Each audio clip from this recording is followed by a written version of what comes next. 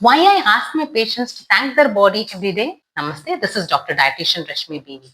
Let's today explore the topic of the science of gratitude journaling. I know what some of you might be thinking. Doctor, why are you talking about gratitude journaling? Shouldn't you be talking about medicines?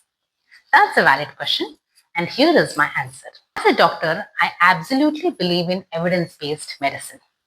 Medicines save lives, surgeries save lives, investigations help us in diagnosing diseases. But over years of practice, I have also realized that healing is bigger than prescriptions alone because many people aren't just fighting illness, they're fighting chronic stress, they're fighting guilt, they're fighting self criticism, and they're fighting a silent battle against their own body.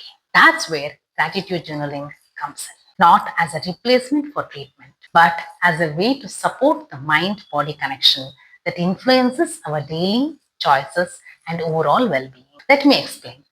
There is one sentence I want you to remember. The body you criticize every single day is the same body that's been fighting to keep you alive every single second. Think about that. Your heart has been beating since before you were born. It doesn't ask for appreciation, it simply continues. Your lungs have taken tens of thousands of breaths already today. Your liver has been processing toxins. Your kidneys have been filtering waste. Your immune system has been identifying and responding to threats without asking for permission, right? Your body is working around the clock. Yet, many of us only notice it when something really hurts. We spend years saying, my body has betrayed me, my body is weak, my body is the problem. In so many cases, before anybody else insults us, we take the lead and criticize our own body, which is for being in a very bad shape. But what if your body has actually been doing everything possible to protect you? Now, let's actually talk about the science behind whatever I'm talking. Researchers studying gratitude have found that people who regularly practice gratitude often report better psychological well being, improved sleep, reduced perceived stress, and greater motivation to engage in healthy behaviors. Why does that matter? Because chronic stress activates the body's stress response repeatedly. When stress becomes constant, it can affect sleep quality, digestion, appetite regulation, immune function, and recovery. Gratitude doesn't erase problems, yes, but it may help shift the brain from constantly scanning for danger.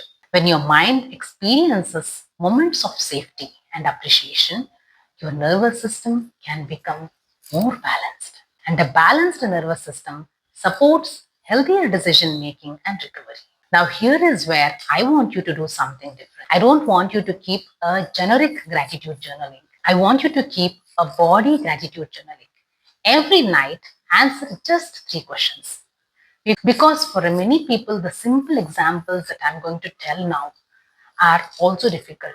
If you're able to do these, yes, absolutely be extremely grateful. The first question is, what did my body do for me today that I usually take for granted? Maybe you climbed the stairs, maybe you digested your meals comfortably, maybe you laughed without any pain anywhere. Maybe your eyes allowed you to read a book. Maybe your hands prepared food for your loved ones. The second question, what healthy choice did I make today? It may be, however, small, like maybe you drank an extra glass of water. Maybe you walked for 10 minutes. Maybe you chose fruit instead of packaged snacks. Maybe you went to bed 30 minutes earlier.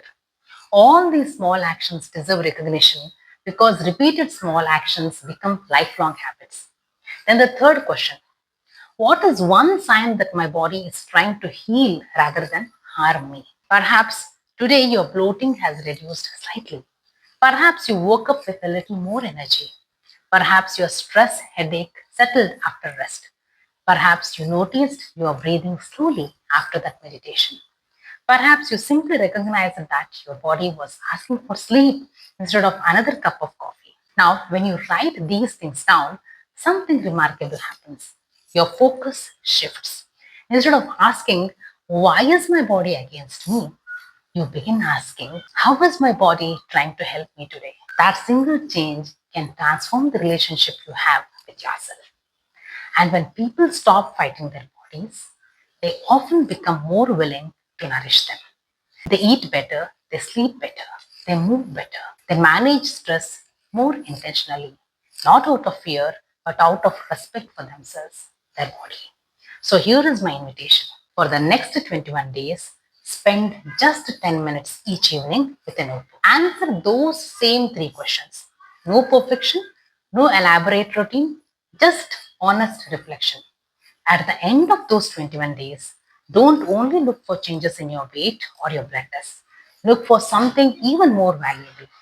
Has the conversation with yourself become kinder? So here is my invitation for the next 21 days. Answer those same three questions. No perfection, no elaborate routine, just honest reflection.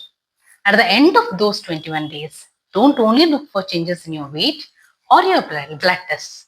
Look for something even more valuable. Has the conversation with yourself become kinder? Because healing doesn't always begin with a new medicine. Sometimes healing begins the moment you stop treating your body like an enemy and start recognizing it as the partner that has been carrying you all through your life. And perhaps tonight, before you go to bed, instead of asking, why is my body doing this to me? Ask, what has my body done for me today that deserves my gratitude? If what I spoke today made some sense, you know what to do. Let's make health viral. Take care. Namaste.